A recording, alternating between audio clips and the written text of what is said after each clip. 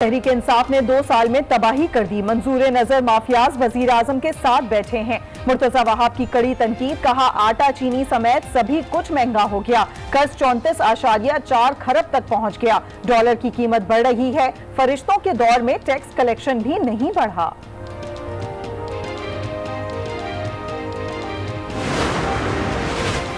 Peoples party और MQM ने इदारों को तबाह कर दिया। फिरदौस शमीम के भी वार, वजीर आला पर नफरत की सियासत करने का इल्जाम, शहर के मसाइल पर गैर मशरूत ताउन की पेशकश। सिर्फ ये बता दें मसाइल कब हल करेंगे। वजीर आला हाउस के घेराव की धमकी, कहा गवर्नर राज भी आ सकता है। 18वीं तरमीम के बाद वज़राए आला डिक्टेटर बन गए हैं। मुस्तफा कमाल फट पड़े। इख्तियारात निचली सतह पर मुंतकिल क्यों नहीं किए जा रहे? सूबे PFC अवार्ड क्यों नहीं दे रहे? सरबराह PSP के सवालात, कहा ऐसी हुक्मरानी से मुल्क नहीं चल सकता।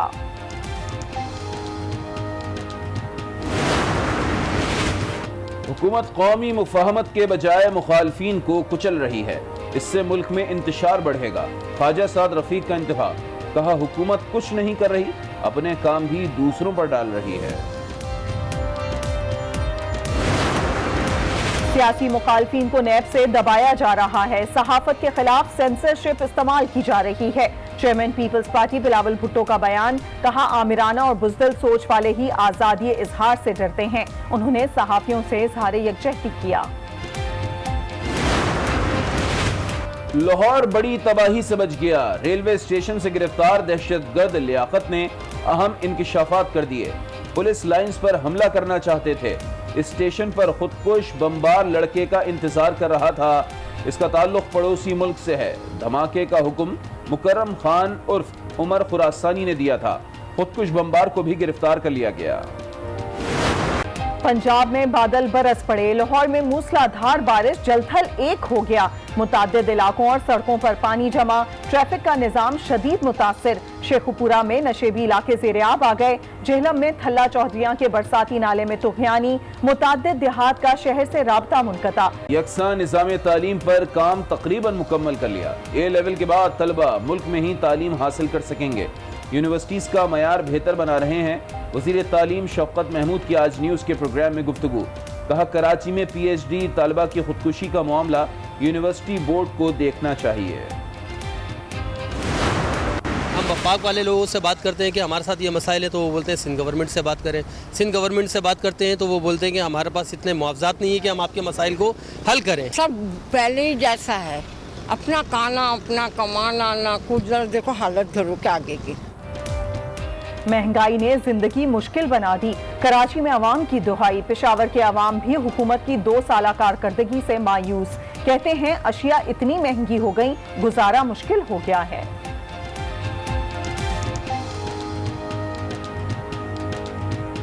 2 सालों में बस टैक्स ही लग रहे हैं।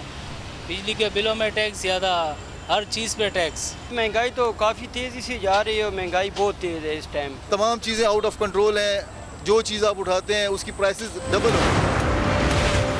नए पार्लिमानी साल का आगाज पार्लियामेंट के मुश्तरका सेशन से होगा। इजलास कल शाम 5 बजे बुलाया जाए। वजारत पार्लिमानी उमूर ने समरी ऐवान सदर भेज दी। मुश्तरका ऐवान से सदर मुमलिकत डॉक्टर आरिफ अलवी खिताब करेंगे। सेनेट से इस्लामाबाद दारुल खिलाफा ट्रस्ट बिल मंजूर। अमीर जमात इस्लामी बरहम, पीपल्स पार्टी और नून लीग ने फिर हुकूमत की सहूलतकारी की। बैनुल अक़वामी मालियाती इदारों के कहने पर ऐवान की कार्रवाई चलाई गई। सिराजुल हक का रद्द-ए-अमल। सिंध में बल्दियाती इदारों की मुद्दत 28 अगस्त को खत्म होगी। एडमिनिस्ट्रेटर्स की तैनाती पर मुशावरत। इस बार बल्दियाती अफसरान को जिम्मेदारियां दिए जाने का इम्कान। KMC के म्यूनिसिपल कमिश्नर डॉक्टर सैफ को एडमिनिस्ट्रेटर तैनात किया जा सकता है। सेहत इंसाफ कार्ड पर क्या है? ये झंडा ही है ना? इस्लामाबाद हाई कोर्ट का सवाल, अवामी रकम से अपनी तशहीर नहीं की जा सकती। अदालत के रिमार्क्स, वजारत कह रही है वजीर ने खिलाफ वर्जी की। नून लीग की दरखास्त पर फैसला महफूज कर लिया।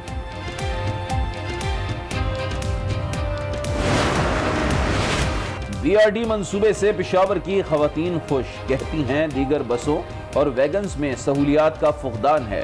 पिंक बस सर्विस की नाकामी ने काफी मायूस किया था, मगर अब मामलात बेहतर हो गए हैं।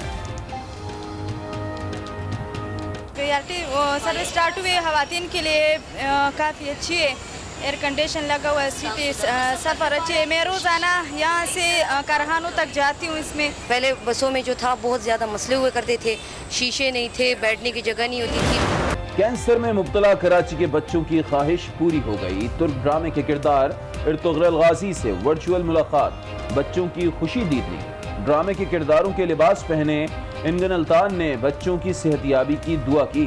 तकरीब में शोबिस सितारों की भी शिरकत। जवान प्रोग्राम की रकम तकसीम का अमल मजीद तेज और शफाफ अंदाज में मुकम्मल करने की हिदायत कर दी है। उन्होंने कहा कि रोजगार की फरहमी के लिए नौजवानों को हर सहूलत देंगे। कामयाब जवान प्रोग्राम की खुद मॉनिटरिंग कर रहा हूँ। वजीर आजम ने मजीद क्या कहा, जानेंगे हमारे साथ मौजूद हमारे नुमाइंदे रेहान शेख से। जी रेहान शेख, अपडेट कीजिएगा। जी बिल्कुल, देखिए वजीर आजम इमरान खान से मामले खुसूसी उस्मान डार और मुशीर खजाना हफीज शेख की मुलाकात हुई, जिसमें कामयाब जवान प्रोग्राम के ताज़ा तरीन आदाद व शुमार पर ब्रीफिंग दी गई और वजीर आजम ने हदायत की कि रकम की तकसीम का अमल मजीद तेज और शफाफ अंदाज में मुकम्मल किया जाए। और उसके साथ उनका कहना था कोरोना के मुल्की मईशत पर मनफी असरात जो ख़त्म करने के लिए ये प्रोग्राम बहुत ज़रूरी है और मईशत ऊपर उठाने के लिए नौजवानों को जो है इस हवाले से स्टेक होल्डर बनाना होगा। और उन्होंने कहा कि इस कामयाब प्रोग्राम की वो खुद मॉनिटरिंग कर रहे हैं। मुशीर खजाना का कहना था कि कामयाब जवान प्रोग्राम का दायरा कार पहले से वसी कर दिया है। नौजवानों के लिए आसान शराइत पर रकम के असूल का शानदार मौका है। इस मौके पर उस्मान डार ने कहा कि कामयाब जवान प्रोग्राम से 10 लाख नौजवानों को रोजगार मिलेगा। रेहान शेख, बहुत शुक्रिया अपडेट करने के लिए। आगे बढ़ेंगे, आपको बताएं कि तहरीक इंसाफ ने भी सिंध की तकसीम को मुस्तरद कर दिया है और कहा है कि वो सिंध की वहदत पर यकीन रखते हैं। तकसीम की बात करने से नफरत बढ़ती है। मीडिया से गुफ्तगू में फिरदौस शमीम नकवी का कहना था कि कराची के मसाइल हल करने के लिए बगैर किसी शर्त के वजीर आला का हाथ बटाने को तैयार हैं, लेकिन अगर वजीर आला को हमारी मदद नहीं चाहिए तब भी वो अकेले काम करें, हमें इस पर भी कोई एतराज नहीं है। वजीर आला साहब सिर्फ ये बता दें कि वो शहर के मसाइल मुस्तकिल बुनियाद पर कब और किस तरह हल करेंगे। उन्होंने कहा कि हमें नाअहल करने वाले पहले अपनी अहलियत साबित करें।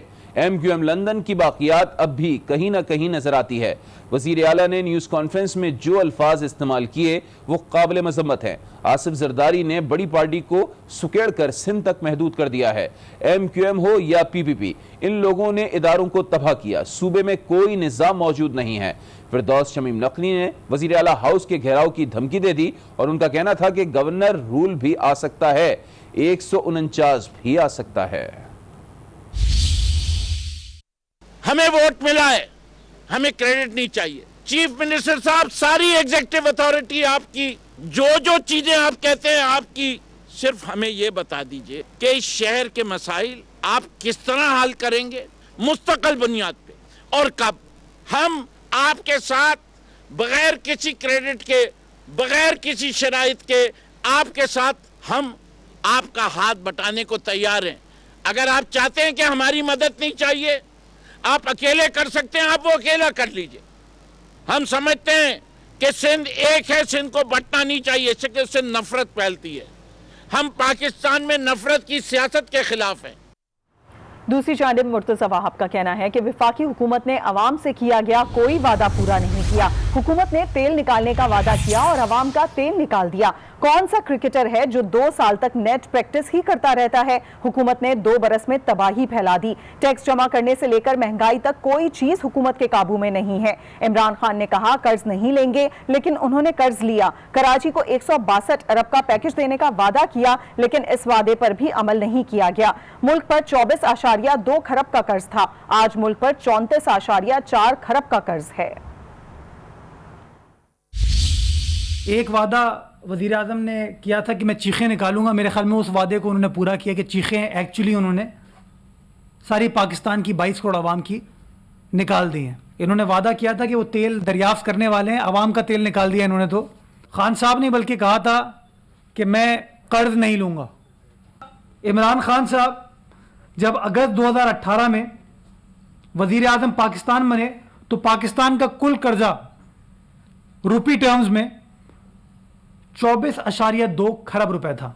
आज 2 साल का इनका इक़्तिदार कंप्लीट हुआ है, 34.4 खरब रुपए हो चुका है। कराची तशरीफ लाए थे वजीर आजम, कहा था 162 अरब रुपए मैं कराची को तरक्याती पैकेज दूंगा। इतना कर्जा, 10 खरब कर्जा लेने के बाद मेरे कराची को 162 अरब रुपए तरक्याती पैकेज की शक्ल में वफाकी हुकूमत की जानिब से नहीं मिले, फिर ये कहते हैं कि हम कराची के हुकूक की जंग लड़ेंगे। अभी आपको इस्लामाबाद लिए चलते हैं, जहां पर वफाकी वज़रा प्रेस कॉन्फ्रेंस कर रहे हैं। छोड़ेंगे ये लोग जो अभी माफियाज की नुमाइंदगी कर रहे हैं, इनको भी हम नहीं छोड़ेंगे। हम इया कनाब्दो इया कनस्तईन के उसूल पे कायम हैं और हम ये उम्मीद करते हैं कि तमाम अवाम हमारे साथ है और हम तमाम उन साजिशों को शिकस्त दे देंगे जो कि हम अभी तक करते आए हैं।